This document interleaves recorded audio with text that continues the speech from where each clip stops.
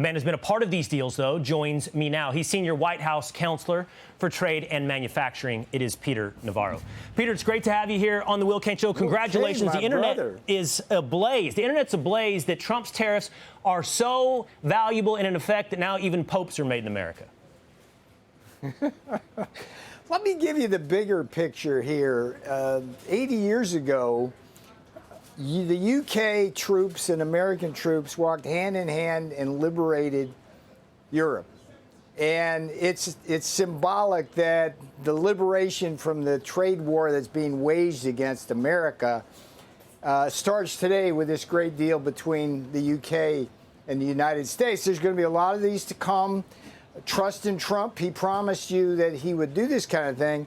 But I think the bigger part of this deal, Will, if you break it down, is it's a template for how we are proceeding with all the other countries. You know, it's like fingerprints. They all cheat us in different ways.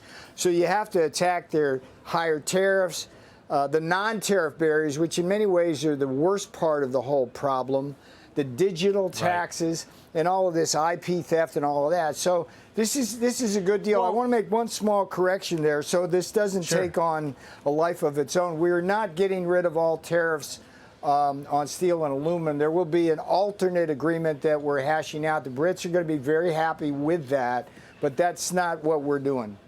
Okay, thank you for correcting the record. As you said, you don't want that to spiral out of control. Because you brought up other elements, Peter, of these unfair trade practices, there are other elements involved in these deals. And I did want to press you and ask you about something.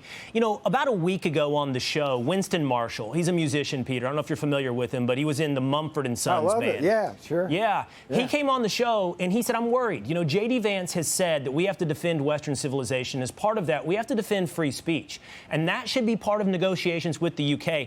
There is this article up, Peter, in The Independent, and someone within the administration apparently said the vice president expressing optimism on a trade deal is a way of putting further pressure on the UK over free speech.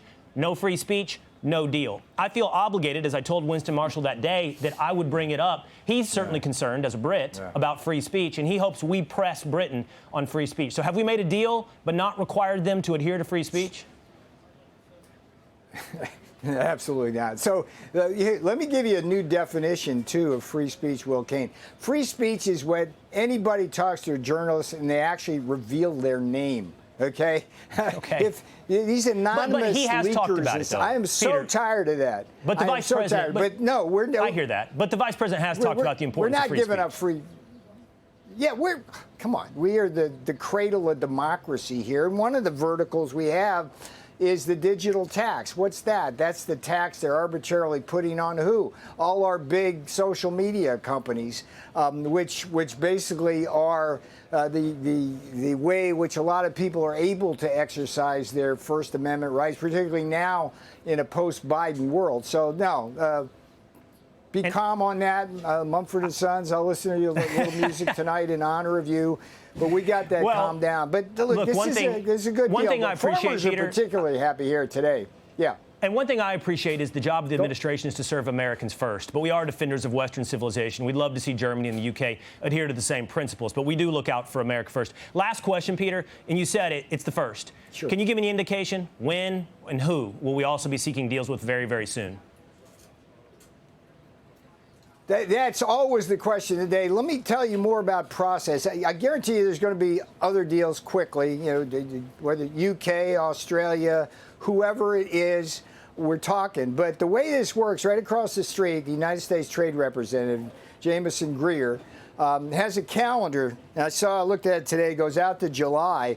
And it's like when you go to the deli, Will, and you pick a number, right? We've got countries standing in line, coming in, negotiating these 5 verticals, and coming up with deals that are good for the American people. Today, this particular deal was very good news, for example, for farmers. We're going to just sell $8 billion more of beef, poultry, dairy, and corn through ethanol. Just that alone is really good news for Americans. And so trust in Trump, my brother, and let's see what happens. But we are changing the world here in terms of international trade, and Donald Trump is doing that.